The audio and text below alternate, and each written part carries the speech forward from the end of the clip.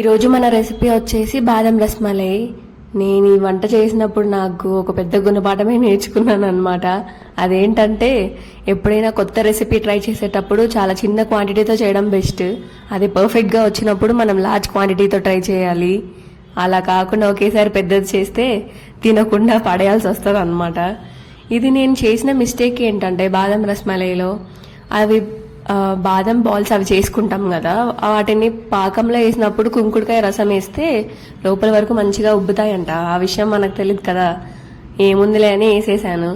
అసలు పాకం లోపలికే వెళ్ళలేదు. సర్లే నానపెడితేనే వెళ్తాయి అనుకుంటే నెక్స్ట్ డే అయినా కూడా అలాగే ఉన్నాయి. ఇంకొకటి ఏంటంటే అలా గాలికి డ్రై చేసేసాను. సో అవి ఇంకా రాలలా తయారయ్యాయి. ఎట్లో మరి ఇంకా పడేయాలో చేయాలో తెలియక నానబెట్టేశాను. ఓకే మరి thank you guys, thank you so much for 300 subscribers. అస్సలు ఎక్స్పెక్ట్ చేయలేదు నేను. ఇంతకీ మీకు బాదం రసమలై అంటే ఇష్టమో లేదో కామెంట్ చేసేయండి. Bye guys.